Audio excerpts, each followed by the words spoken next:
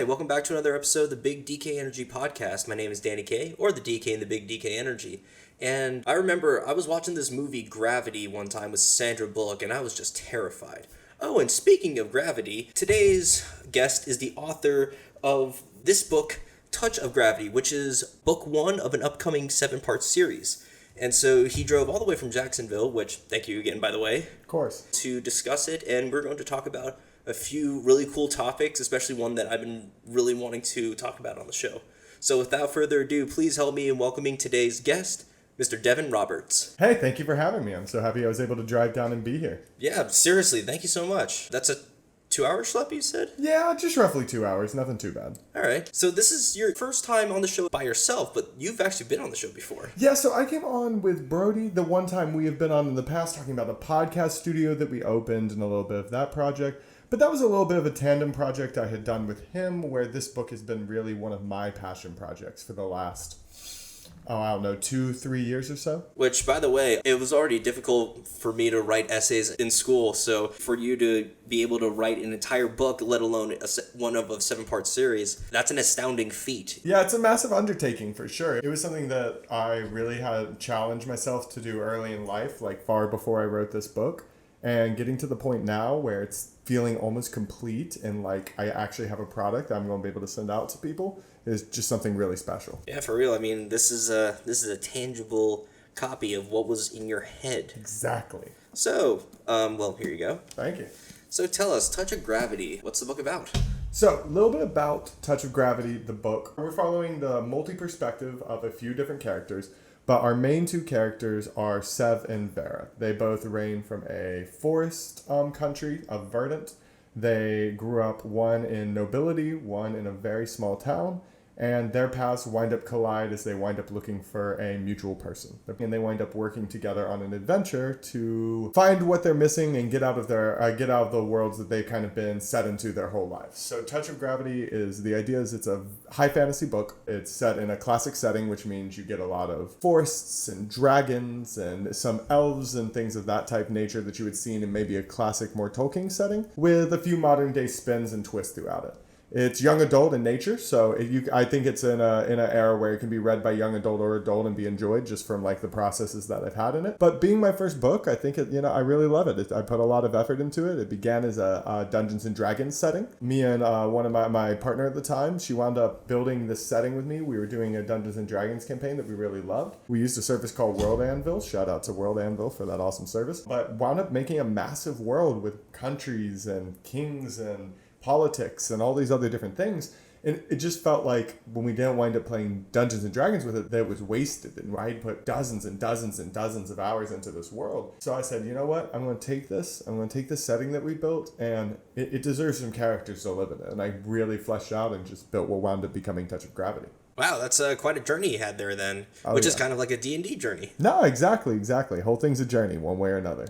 Yeah. Oh, and speaking of journey, you mentioned that Tolkien was kind of an inspiration for your world. Is that correct? Absolutely.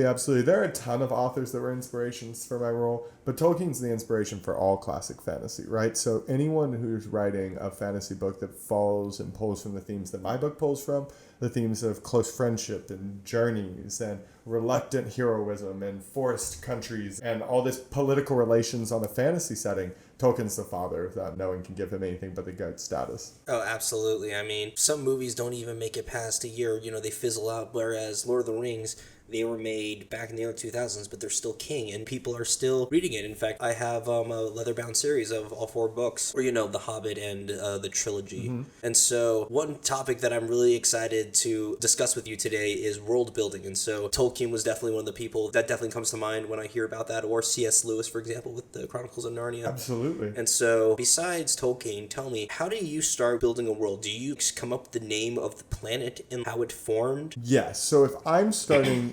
and I've done this a few times where I've gone to world building but never gotten completely finished with the world. So this is the first time I can talk about what happened beginning to end. But really, that's exactly where I start. I start with a pantheon and a name for the world. Because I think the best way to develop a world and culture is develop them based on what's around them. So for me, if there's a magic system and if there's gods, those are the first two things that have to be developed, because your whole world is going to change based on those ways the things exist. If you built a whole world with regular characters and then you add the power to fly having existed for the last 100 years, the whole world will change based on the fact people have been able to fly for the last 100 years. Travel's different. Train stations when it makes sense. Whatever the difference is.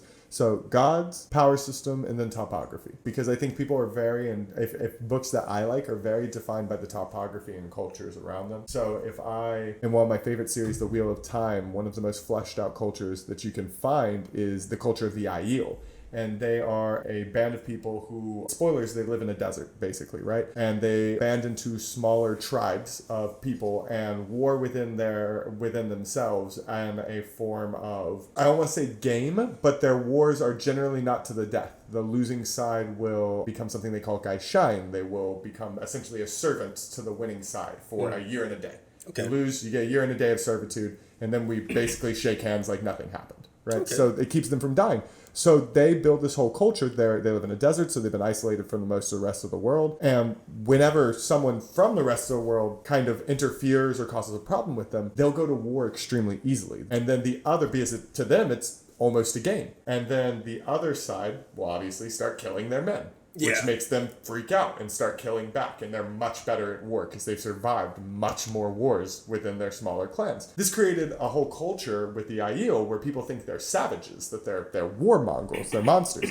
And that's not the case at all. They're extremely intelligent, they're built, they have a different way of doing war that wound up allowing for less death that they found to be effective. Which probably came handy, especially if they had to fight off a foreign invasion. Exactly. They wound up being one of the most massive fighting forces in all of the land, even though they were isolated. So he didn't only build this culture, he built this culture, decided how it related to the rest of the cultures on his planet, and then gave each of the individual cultures history with the Aiel, opinions of them, whether positive or negative. Certain, like their tradesmen, their essential bards within it that they call gleemen. Gleemen could travel across the desert to see the Aiel because they were so bored all the time that entertainers were something that they could we'll let that slide. So that kind of world building is something that I really strive for. I see it in C.S. Lewis. I see it in Tolkien. I see it in Robert Jordan and Wheel of Time. And Brandon Sanderson's Cosmere. There are a lot of big authors who are doing these massive, massive worlds. And there's an audience for them right now. People are looking for big multi-world books that they can really sink their teeth into and where they can feel like they can go live in somewhere they would want to be. For some odd reason, when you talk about desert people who are really good at fighting, it reminds me of Dune. Yeah, of course. Frank Herbert. What were the name of those people again? So they're the Aiel. If anyone's read A Wheel of Time. Oh, sorry. I meant from Dune. Oh, what are the people from Dune called? Oh my gosh. It's been a long time on Dune. Yeah, I mean, I saw the movie, not recently, but when it kind of came out. I didn't see the movie. It was okay. But I've read most of the first book, but I have not finished the last couple chapters of it, so no one spoiled me in the comments. Got it. Although it turns out Grim Adventures of Billy Mandy referenced it actually. Did it really? Episode. Yeah, I loved that show. It was the episode where it shows the future, where Mandy's like the worm thing and Billy's a clone. Oh my gosh, you're right. It wasn't. Oh my gosh, it's all coming back to me now. Yep. Oh, what a good show. I miss the Grim Adventures of Billy and Mandy. God, that was one of my favorite shows. Same. So you spoke very passionately about that culture. Tell me about a culture that you developed. So the number one culture, my favorite culture in my book, at least at this moment, is the culture of Aramessium. It's a island in the sky type culture. The basis of their culture is that they've found a way to control the forces of gravity on their planet. They don't even necessarily understand it. They just understand that they can make things float and go down with the power of their quintessential magic. Talk about lifting, right? Right, no kidding. Very easy for them. So they didn't discover this like a lot of magic systems. I think a lot of people, when they're building magic systems, they make them happen thousands and thousands of years in the past, right? So these people had a very small version of this magic long in the past, known as, it was essentially pushing and pulling. So maybe they could pull an item to them that was sitting next to them. They could push something away with them with extra force. They could flick a coin and it would go extremely far. Things like that. So they had a long-term pushing and pulling system. And then they found that they could make massive things move using these different floating abilities. So one thing that winds up happening through ancient stories that get revealed throughout the book, but they wind up floating their whole kingdom into the sky. It literally lifts out of the ground and goes into the sky a few hundred years ago. Not only did this kill a ton of their population because of the obviously cataclysmic aftermath of a literal city coming out of the ground. So it killed a ton of their population, but also isolated them from a ton of the rest of the world, which they were already relatively isolated from. Trade became extremely difficult. Growing crops becomes extremely difficult because of the way they are in the sky. But one thing they did find is that because they were able to float their country, float ships, float vehicles, their ability to travel, to get out and across the emerald terrains, which is the world we're in, was expanded exponentially. So, very commonly, Aramecium, the city, the way they've been able to compensate for being able to trade and grow less is they generally perform raids. They send out raiding parties. They go to different cities. That's the only thing I can think of. Right. And it's pretty natural that you would think that would happen. So they go and send these raiding parties out. They go to different cities and essentially try to bring stuff back. It doesn't require fuel for them to move their ships across the sky. So they go to villages and go to smaller areas on the outskirts of my other major countries and bring supplies back to Aramecium. So the problem with this is for their country, and the way I built it, is they're naturally isolationists. Their power is not only massive and terrifying, but it's also something that they want to keep for themselves for reasons that are divulged throughout the book. With that being said, they have to do these raids in a somewhat secret. So what they'll often do is these ships will fly in, they'll land on a body of water, acting as regular ships, roll in like pirates or raiders, raid a village, and then leave. This has been an economy that they've been able to keep up for 100 years or so, and a lot of people, countries specifically, have denied the existence of ships and peoples who would have the capability of doing this. But in our world, one thing we're finding very quickly is that nobility and royalty throughout the lands very much are aware of the existence of this kingdom, and even commoners are starting to get rumors and stories that make them believe that something has to be up. And so for me, it's like if we found out that France figured out 100 years ago how to make people fly. They had the ability to make people fly, and that was becoming personal knowledge, like something you knew was true, and that started to become common knowledge.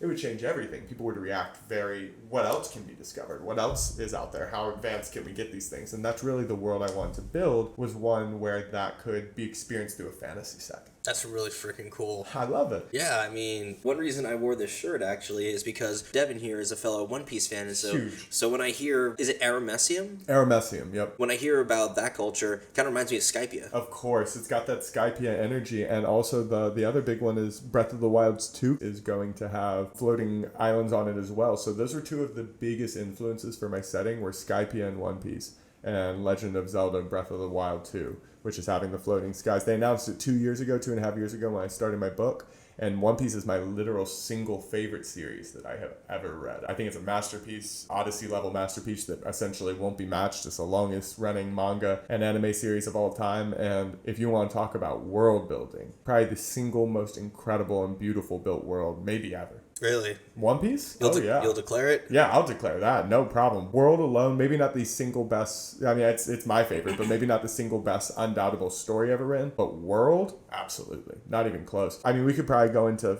and ones you haven't even seen yet, but 5 or 10 different islands that you've seen on One Piece. They're completely unique in topography that relate to each other and that wind up playing in the long term of the series in ways that a lot of other series just can't match. There's this game that I'm playing right now called Sapiens, and so the world that you kind of guide your tribe through, it reminds me of the Long Island. The Long Island. When they play the raccoon pirates of those games. Oh, right, the Davy Back fights. That's right. Yeah, the Long Island. I forget that's a Long Island. Yeah, no, Davy Back fights are wild. No, the games kind of remind you of that whole thing. Yeah, it's just very bleak and everything just looks really tall, and I'm like, everything just looks like a string here. Oh, if you knew like the minor hints and references we're making about what currently is happening in One Piece, I'm so excited for you to catch up. You need to get there. Yeah, I've been kind of slacking recently, but yeah, no, of course, it's lulls, and it's also like something like that's a multi-year commitment. It's like we were talking about earlier. Anything that's worth doing is massive like that. Whether it's watching a show you love that's 1,000 episodes, or where it's trying to create 1,000 episodes of a podcast. Anything that's big of an undertaking. Writing a book. Anything that's that big of an undertaking is going to have its ebb and flows, and you're going to have times where you're just killing it and times where you're kind of on the lull of it. Yeah, I'm definitely feeling a little low right now, but I'm very curious. What does the army of Aramecium look like? So our army is mostly, I guess you would say it would be a air force, right? Because obviously we have a massive amount of raiding parties. Most of their army is relatively untrained because they don't have traditional warfare tactics, right? Everything's been guerrilla warfare and raiding tactics. So most of their army consists of small bands of about 30 with a captain, right? So they roll out in these little groups, and they're only, I want to say, national defense, would be closer to the level scale power they have. The powers in our book are aura. We use aura power. So they essentially are blessed based on where they're born and who their parents are with a certain innate type of power. Think elements in Avatar: The Last Airbender. Nice. Right. So they each are given a certain type of one. And depending on not only your lineage, but also your training and potential personal ability, your powers scale to a different degree. Their power and Aramessium, for reasons that would spoil parts of the book, have scaled to unimaginable points where they relatively know they could beat any other country in a straight-on firefight. Nice. So the Aramessium royalty, for what we'll find out later, they decided that it would be more effective to their strategies to use raiding parties and to train their armies this way. They're not really worried about a full-on invasion. Right, because it's not, no other country has the capability of invading them right now. They couldn't even get a standing army near them. Yeah, they don't have that vortex to bring them straight up. Right. So that's the whole thing, is like even a chance to see the kingdom is almost unknown to outsiders, if not literally unknown to outsiders. That's even I want to go and be like, damn, I want to see that island now. No, of course, that's it. So you start the book, you're the type of person who, and again, I said the Legend of Zelda Breath of the Wild's 2 Tears of the Kingdom is a floating island video game. And obviously, the Zelda games are some of the best of all time. That's One Piece is my favorite show, Zelda's my favorite video game. So with that being said, people who play this game, they're going to love the concept of floating islands and exploring them. They're going to get pictures in their head of what it looks like to fall and fly between them. And because they're going to play games like this, and because they've watched shows like One Piece, and because it's something that our imaginations just naturally attach themselves to. So I think that's really powerful in storytelling, and I think you'll find this really interesting. Well, I was talking about Robert Jordan, the writer of Wheel of Time, earlier. So he is terrible at writing fight scenes. He's like the first person who will admit it. He can't write a fight scene. I enjoy writing fight scenes. It's one of my favorite things to write. I grew up in mixed martial arts. I find that I can talk about the quickness of a fight very well when I write. He wrote a 15-book series, the longest series in fantasy to this day, and he never describes a fight scene. He made up about 100 sword forms that don't actually mean anything, like heron sweeps the grass and bug cuts the tree and things like that, just random words strung together essentially.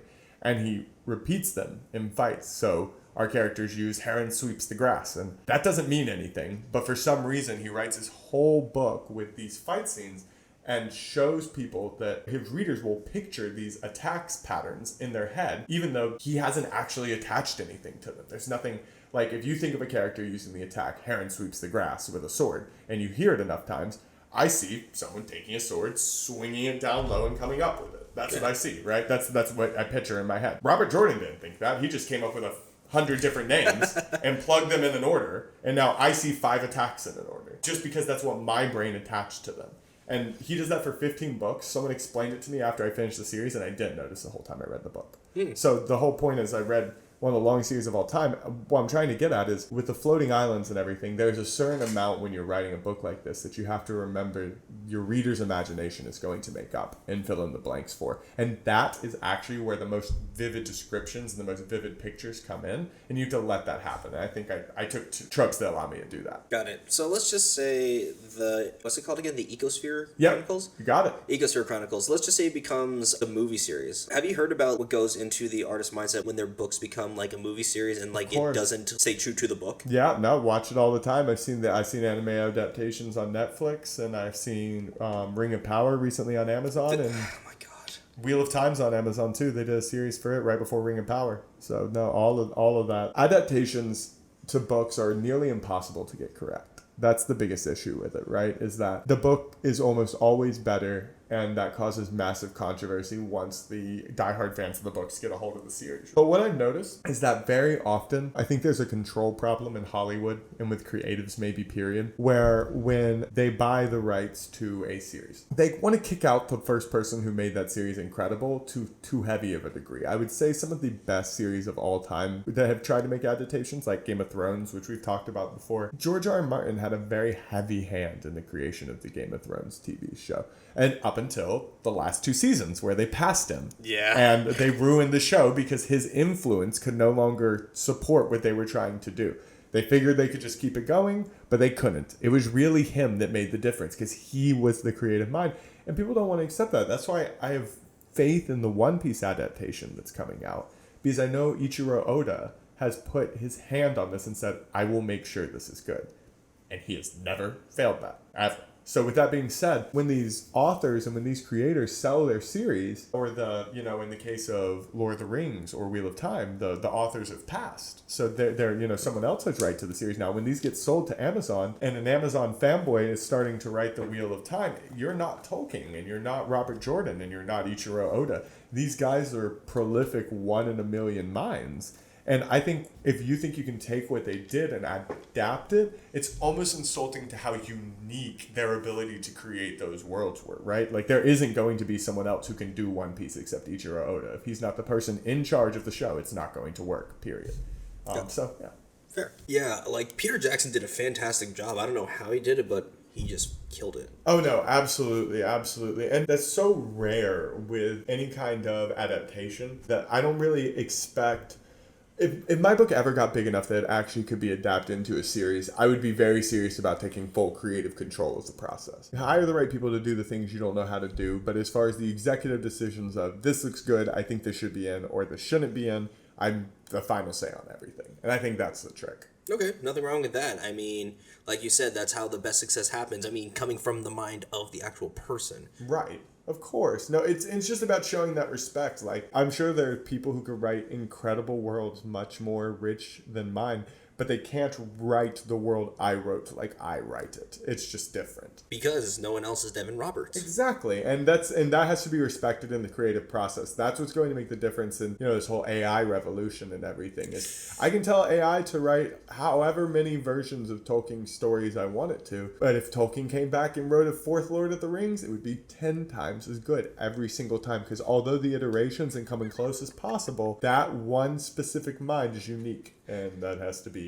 at least addressed. When you said that, I could just think of AI, write me The Hobbit in Jamaican patois. Go. I mean, think about it. What if you ask it to write you Lord of the Rings 4? You ask it to continue on from where, the middle part of book 3. I don't think AI can create anything new. I think it's only based on information that currently exists. It is based on information that currently exists, but it can write creative things. So one of the big problems in publishing right now is sci-fi and fantasy short story publishers. So they'll accept things from like 20 to 40,000 words usually, right? Relatively short, but like short stories. They're having to completely shut down submissions because people are taking ChatGPT. They're having it write, 1,000 words and then typing in continue and having it write another 1,000 words and having it get through as many stories as it can in a day.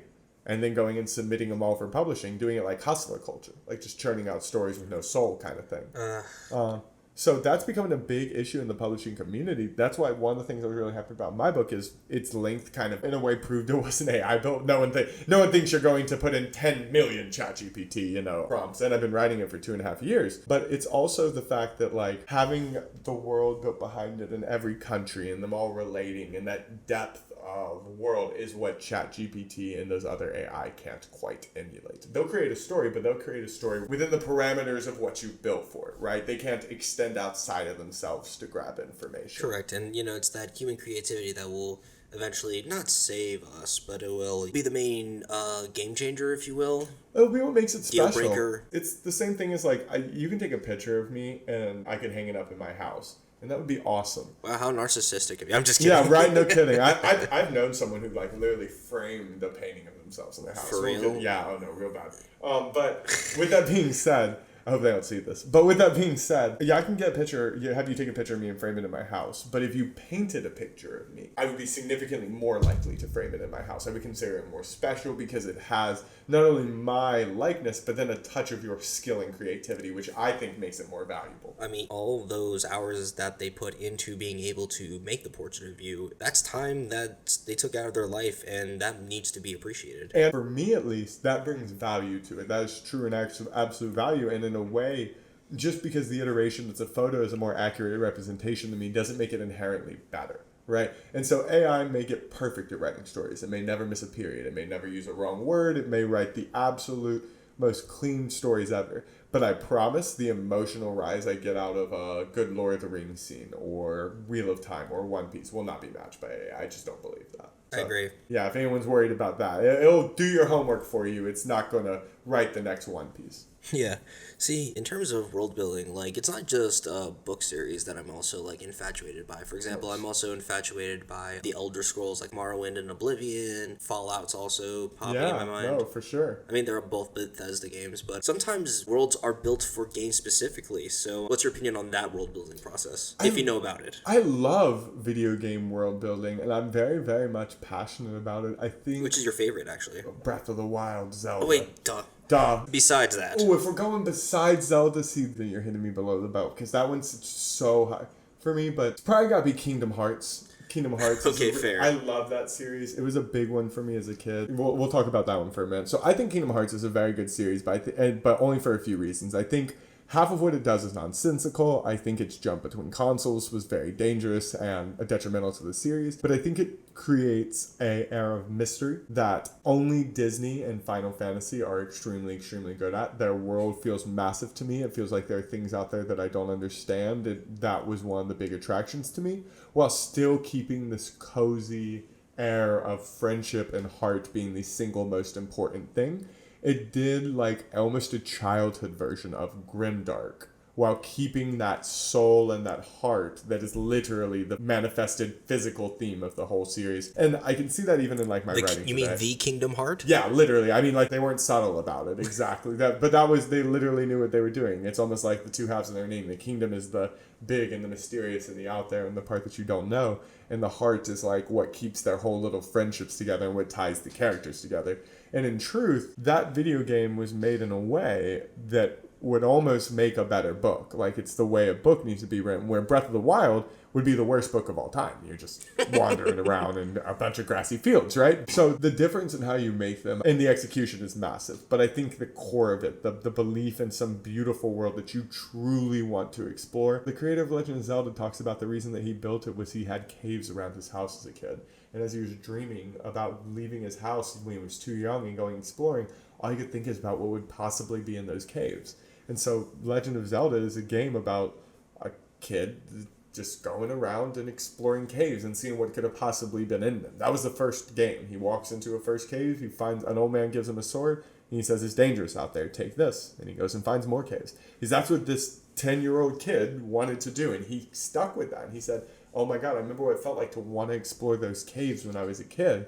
I can turn that into a game. So there's a core sense of adventure and a core sense of creativity that comes from experiences that we all have, that I think no matter whether you're writing a book, a TV show, a movie, or a video game, it kind of unites creators in a way. Like I said, it just goes back to like my real respect for those who can like come up with those worlds stems from just one minor thing. In fact, if I read correctly, George R.R. Martin got inspired for Game of Thrones because he saw his turtles were battling over like a plastic castle in their cage or something like that. Yes, I've seen that little clip. It's little things, right? It's small magic moments in life. A kid looking out at caves out his window, a bearded man looking at his turtles battling over a castle. It's small things that inspire these massive stories. But I mean, we think about all the best stories that we've all grown up with and that we've been told. It's like we were talking about earlier. I believe that those stories define us more than anything else. You can read all the self-help books you want. You can do all the rah-rah coaching, and I believe in that stuff, and I see benefits to it. But the core of what has like grown me into a person, a lot of the people I know, is the media they consume, the heroes that they had,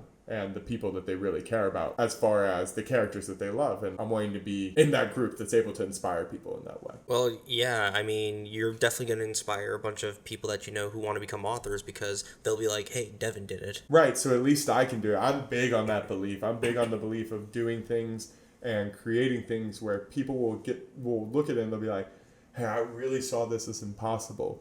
But they figured it out. They were able to do it. I know that person. They come somewhere from similar where I come from, which means that they figured it out. There's a number of steps for me to figure it out. I think that's really important. That's why I don't mind failing. That's why I don't mind doing something and then failing and then not being able to do it, because I think it's important for those behind me and those judging me. You know, when you're thinking about people judging what you're doing online and all the things you create, I think people maybe think they're judging them positively or negatively, where people are thinking, Devin did this and it didn't work out, boo, or Devin did this and it worked out great. I think people are more selfish than that. I think they don't care.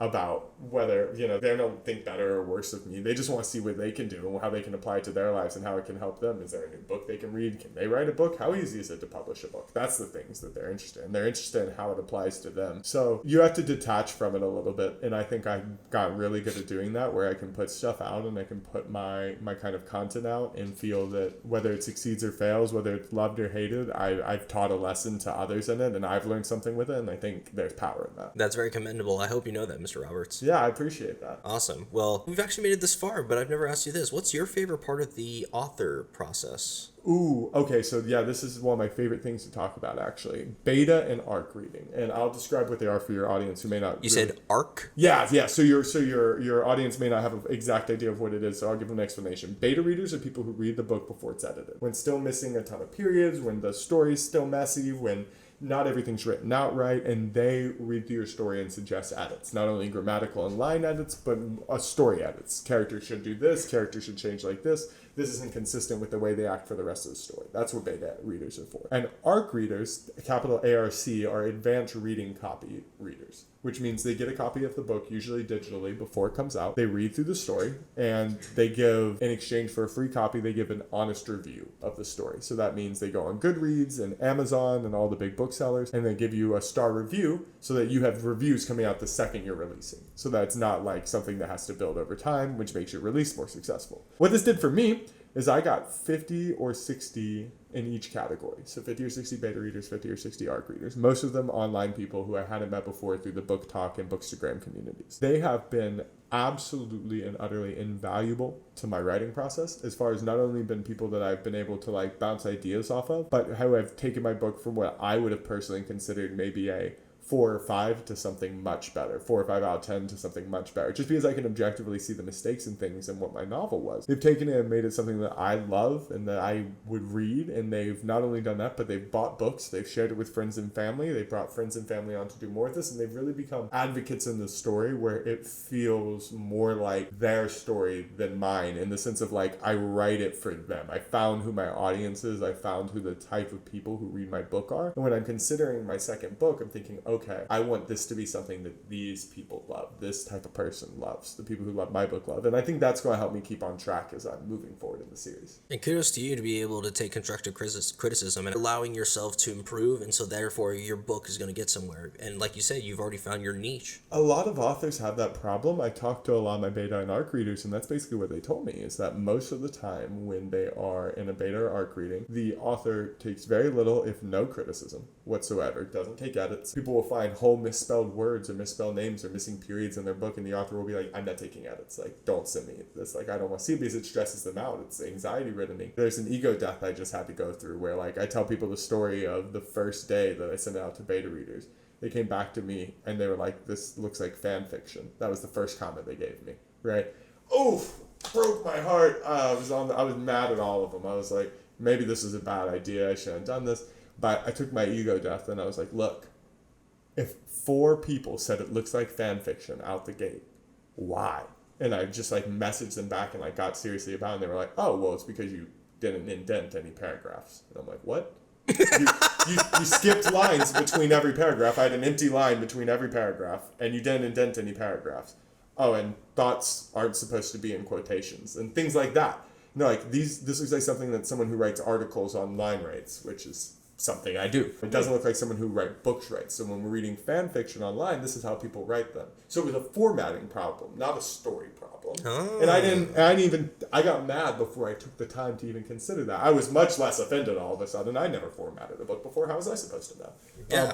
Well, so now you do. Right now I know, because I was willing to take that criticism, but where I might have sent that other copy off to agents or things of that nature before actually getting it in the hands of beta readers. The book community is amazing. They're supportive, they're kind, they're creative, and they are loving of each other. So I got great feedback, positive and negative, from everyone, and genuinely the ones who gave some of the most negative feedback were some of my favorite and the most helpful because they improved the book the most. It's kind of ironic how sometimes the worst things are the best for us. No, exactly. That's always what it is, and usually it's the ego that gets in the way. Exactly. It really does prevent us from doing what we can do. It's just It's trying to protect itself. Exactly. Yeah, but still, characters without egos usually get past a story and finish a quest, much like your main two characters. Yeah, that's the idea by what we're trying to get in this part. I'm very much of the belief that I want my characters to be, how to explain it?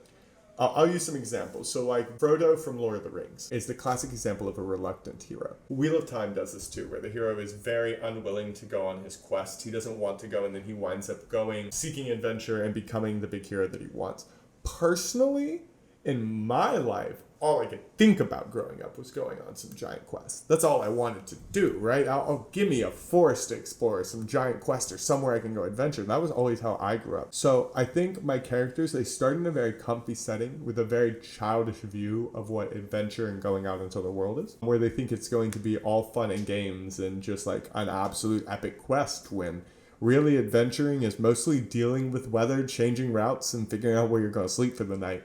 And that's the truth of it, and that's where the struggle comes in for these characters. I want characters who are lovable, but if you've ever tried to travel, if you ever tried to do any kind of adventure stuff, if you ever tried to camp, it's a bear. It's work. It's exhausting. It puts you in a different state. Food tastes different. You react different to things. You're snappier and more callous with your words.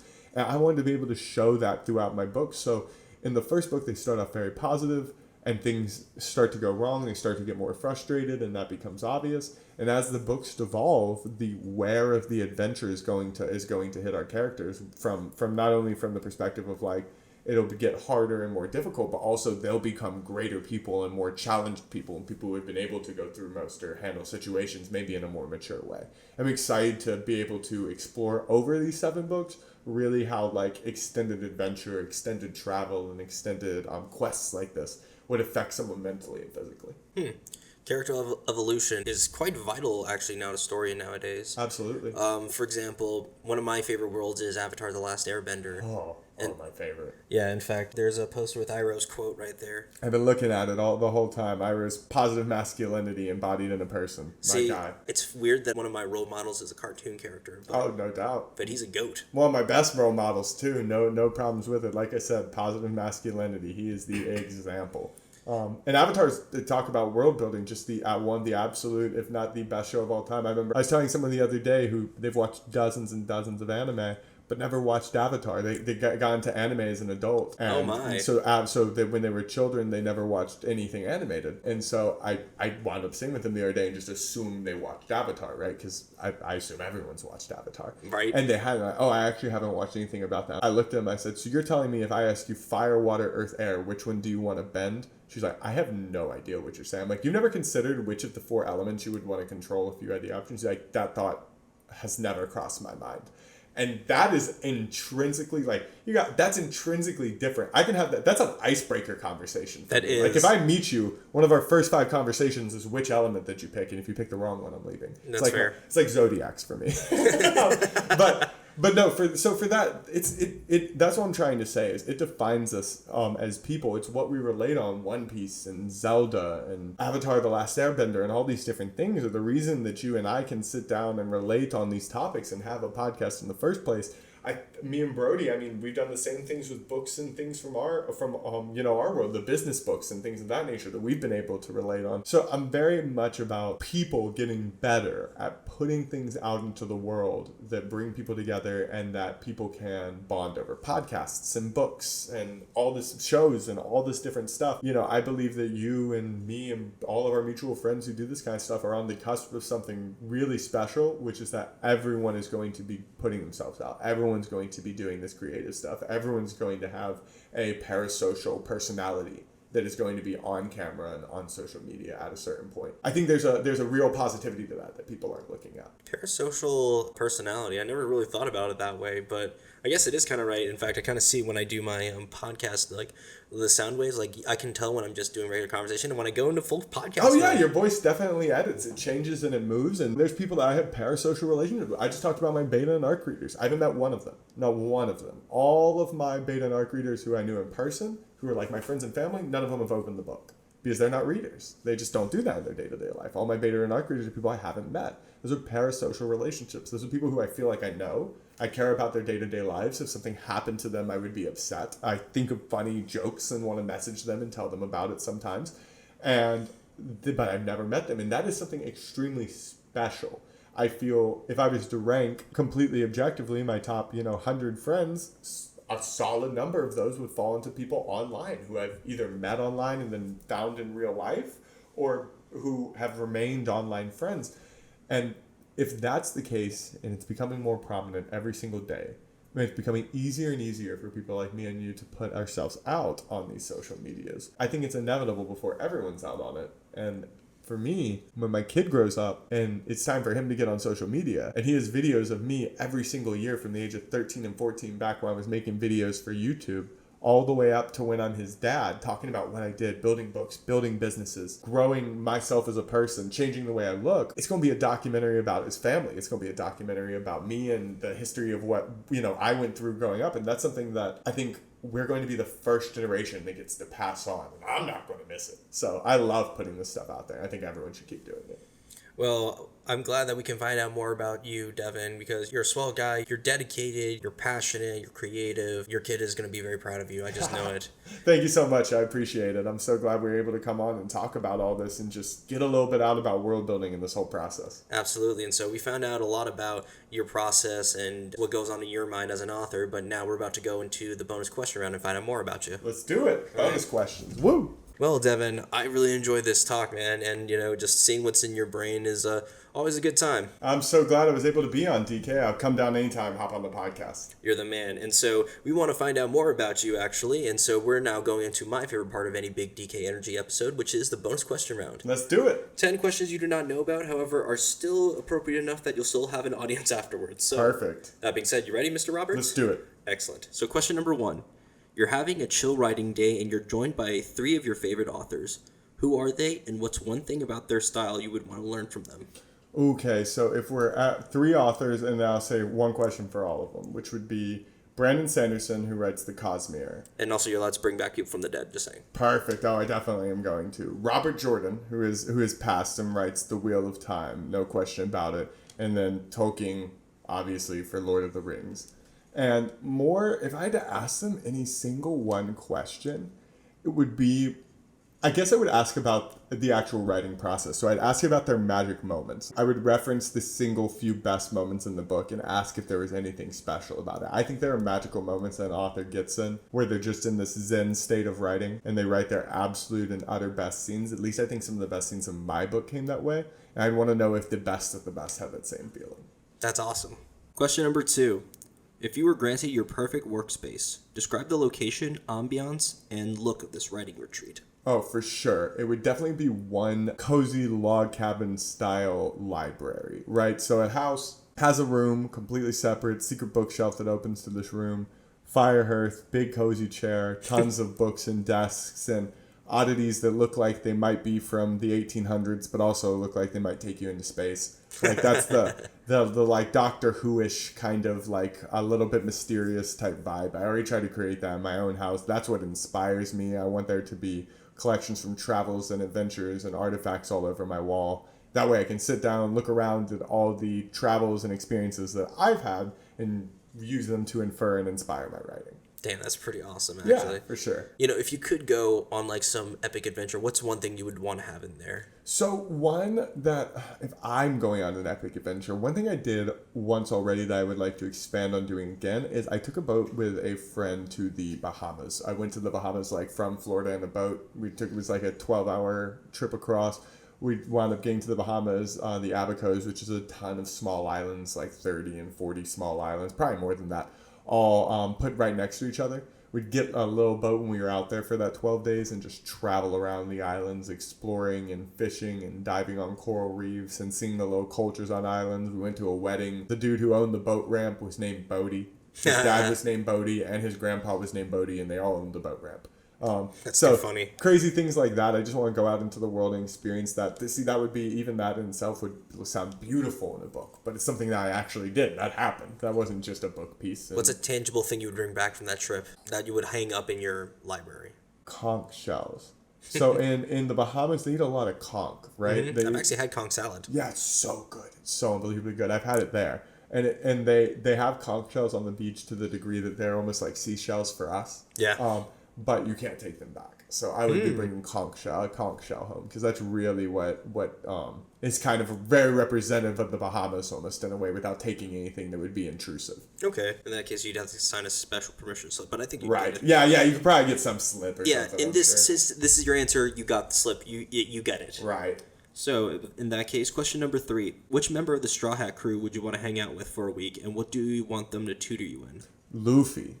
Monkey D. Luffy is my spirit animal. I love that dude. I want him to tutor me in anything. Eating. I just want to eat and hang out. Absolutely nothing else. Me and Luffy we're not doing nothing. We're not tootling nothing. We're sparring, eating, sleeping. Repeat. All day. And the best part is you get Sanji's food. Yeah, no kidding. Honestly, I never leave. I do great on the Straw Hat Pirates. Let me spar Luffy all day, fish on the edge of the boat, and eat Sanji's food. I'm never leaving. Exactly. No, dude, that just sounds too good. I just enjoyed Chopper so much. Oh, Chopper's absolutely one. I always tell people that the moment in One Piece where I really, and there's certainly enough that's not spoilers, but that I really get into it is Chopper's arc, where we find out Hylux's backstory, his doctor that originally raised him, who like tried to save the village, and the whole village betrays him, tricks him into thinking they're all sick. He runs through a snowstorm as a doctor to come and save everyone, and then they go to capture him. No one is sick, and he starts bawling and crying because he's so happy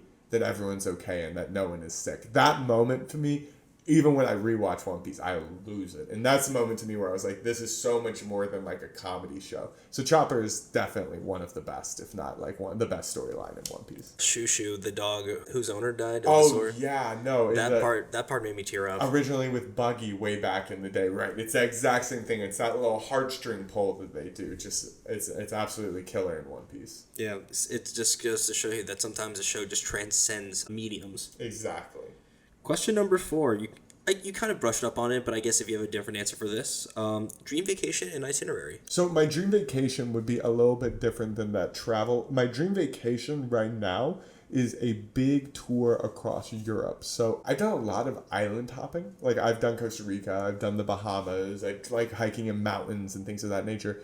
But going and seeing like castles and history and doing like a New York or a DC, or in this specific case, Europe, is something that I haven't really got to experience. I want to go see the Eiffel Tower, and I want to go see the Berlin Wall, and I want to go see all the different things and monuments of these countries that I haven't got a chance to see. That's exactly what I would do, honestly, because I'm a history guy where, many people are like, I just go in without an itinerary. I'm like, it's not that we're going to be regimented or waking up at 5, but we're going to go see shit. I like the lore. I want to see the lore. They don't have castles in Florida. I'm sorry. Yep, exactly. Yeah, we have a White Castle. That's it. Right, I'm not going to White Castle. Exactly. My dad described White Castle as you have to eat them sitting on the toilet, and I ate one time, and I'm like, I know exactly what you mean. Yeah, no, I completely get it. I'm never going back, for sure. One-time thing. One time, not one piece. Hey. Yep. Question number 5. What's a book universe you'd love to live in, and what's your role? So, Cosmere, the Cosmere is Brandon Sanderson's collective works. This author writes multiple series, some 5 and 6 books long, some 2 and 3,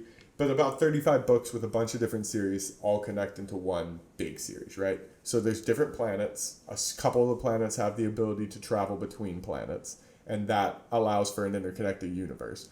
And what they call the people that can travel between planets are world hoppers. So I would be a world hopper. Most of what they do, if they're smart, is stay out of other people's business because they know they're not really where they're supposed to be and they're going to mess stuff up. So the best ones are people like you and me who are history and lore lovers who just go out and they want to see and experience the other worlds and document. And they very often, the best world hoppers will play key pieces in very, very small ways. Like I can think of one specifically where a character who is major in one book does nothing but travel to another world and drive a coach, like drive a car in another book. And that needing a coach driver in that moment was paramount, was the difference in life or death, basically, on that world. But he was there for that moment because he realized how paramount it was. And seeing characters do that, that's what I would want to do. That sounds pretty fun, actually. It's like Jumper, but way more fun. Yeah, it's Jumper, but way more fun. Exactly. Awesome. Question number 6. What's your ultimate goal as a writer? My ultimate goal as a writer is just to inspire others the way I was inspired. So in middle school, the reason I wrote my very first anything ever was an attempt to write a book in middle school. I got about 65,000 words in. But I was inspired to do so by an author who came to our middle school little church service and essentially pitched us on world building. He told us how incredible it was to be able to build your own world and how magical it became and how much it created a space for him to outlet his creativity. And every single kid that listened to him started writing a book. He inspired them. That's his goal, right? And most of them quit in a day. The vast majority quit in a week, and a few lasted a month. 3 years later, I was still writing this book. And I just want to be able to do that for other kids who might be in that position. I just want them to open up the ecosphere or to see podcasts like this and to go, maybe I should be doing that. That sounds like me. Maybe I should be doing that. And that's all I care about. Shaking this world as you create another. Right, exactly. Just inspiring people to keep creating and not letting the AI and all the fears that people have right now and their creative projects deter people from, making more magic like we've been able to do in our generation. For real. Good on you, man. Yeah. That's an excellent goal. Question number 7. The computer that you write on is imbued with an ancient magic and it's given an author-based superpower. What is it? It warns me if I mess up continuity. So a plot hole warner. That's what I want. It's like, no, actually, that horse was a female 6 chapters ago.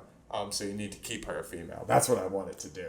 Things like that. Like I called a horse a mare in my book and then referred to it as a male for the rest of the chapter. I don't ride horses. A mare is a female horse. That's right. Turns out. I didn't know that. But apparently a mare is not just a horse, but a female horse. And so my beta readers, who a few of them were equestrian, I also described them trying to get up on the horse, and I said it took days for a character to learn to swing up on a horse. So these people are like reading my book and they're like, it doesn't take days for a 5-year-old to learn to swing up on a horse. Like you definitely, and they were, things like that I couldn't catch because I don't ride horses. These people were able to catch for me. So a book or a computer that could do that for me that'd just be the best. Excellent. It's like the Beta Arc computer or something like that. Exactly. I can see validity in that, especially how that would help you along the way. Could really chop that process down. Question number 8. You're creating a music festival for charity. Who's the charity and name 6 of the performers? If I'm creating a music festival for charity, that's interesting, but my answers are probably going to be a little boring because I am very business oriented in my mind naturally. If I'm doing something for charity, I'm trying to make money, right? That's the whole idea, right? Because I'm trying to raise money. So my 6 are Taylor Swift, Eminem, Rihanna, Beyonce, Adele, and whatever that K-pop band everyone was obsessed BTS? with. BTS. That's my 5. That's my 5. And wait, that was 6. Wait, 6? Yeah, you had 6 though. 6. Perfect. Cool. And that's my 6. Tickets sell out across the world. I Fire Festival it. You kind of look like Billy McFarland. No, don't say that. You just look like him. Just a little bit, right? Yeah, but you look like a skinnier version of him. So my version of the Billy McFarland Fire Festival, I do it for charity. Get Taylor Swift, Eminem, Adele, and BTS all to perform next to each other. Way oversell the tickets. Donate all the money to charity. And write it off. Yeah, and write it off and destroy a major percentage of the festival community in the United States. I think it's a win-win across the board. It's a great plan. And which charity would it be? Thorn, human trafficking. So that's Ashton Kutcher's charity. It's specifically, he develops technology, specifically digital technologies that help FBI and law investigators investigate human trafficking. And what's it called? Thorn? Thorn. Thorn. Like thorn on a rose. Okay. Like as far as the women are a rose and this is our weapon, thorn. Got it. So I love the concept. I have supported this charity for a very long percentage of my life. Any of my projects, something charitable comes up, I'm always pushing people toward Thorn. If you Google online, you can see videos of Ashton Kutcher literally busting into houses with 30 SWAT guys around him. And they're using flashlights, and there are just 30 girls chained up on the floor. Like him there doing it. There's a new charity that I'm going to support, so thank you for letting me know. Yeah, definitely check it out. Thorn Human Trafficking. Go look it up if you haven't. Question number 9. Besides your book, what's one thing your younger self would be proud of today? So my younger self was very hyper aware of his creativity skills. So I talk about when I was in 8th grade, I would ignore classes and I would bring a binder into class full of information about self-publishing for when I wrote that book in middle school. I'd ignore my classes and I would just go and read this stuff and work on my own projects. And I would essentially tell school that I was done with it. I never was a good student, not even close. To the dismay of all my teachers who all thought I was brilliant but unmotivated. The second I got out of school, I immediately was able to test into college. I tested into UNF. Got bored of that quickly. School's not for me, guys. Left, went and started my career, and I was able to, do well enough in my career for myself that I make well off for myself and more than a lot of the people that thought I would never make anything. So not only was I able to continue my creative side and stick with it and write stuff like a book, but anyone who ever doubted that I was able to be traditionally successful, I did that almost as a side project. Damn, good for you, man. Yeah. And actually, that kind of is related to, we're having such a fun time that we're already at the last question. Your answer kind of ties into it, but you might have a different answer. And so the question is the same, but the answers always vary. And that is, what is your best, most recent accomplishment? So if I have a best, most recent accomplishment... You can do one professional and one personal. Yeah, let's do that. Because if we're going to professional, I'm going to say the book, right? Because the book is a professional to me. Like, it is something I intend to be a business, I intend to be doing for the next 15 years, and it was a goal that took work, like what you do at work. You know what I mean? I had to grind for it. My biggest personal success lately, I've always been very bad about balancing my personal life and my business life, I think. I've been very, very poor at life. I either overdo it on the creative stuff and get way burnt out, or commit myself fully to business and aren't able to be creative, or I do both and ignore all my friends and family. The balance is something I've always struggled with. And I found recently that I've been able to find that balance and figure out like a version that works for me. And not only that, but also my balance has been able to survive turbulence, right? So when things change, when I have to move, or when a job changes positions or something like that, I'm still able to keep that peace, keep creating, keep my friends in place, and keep my career going. And that in itself isn't like something that happens overnight. It's like an everyday piece of work, but having it moving consistently now is definitely my most recent personal accomplishment. Well, mazel tov to both of those accomplishments. Sure. Well, Devin, as much as we love having you, we're at the end of the show, unfortunately.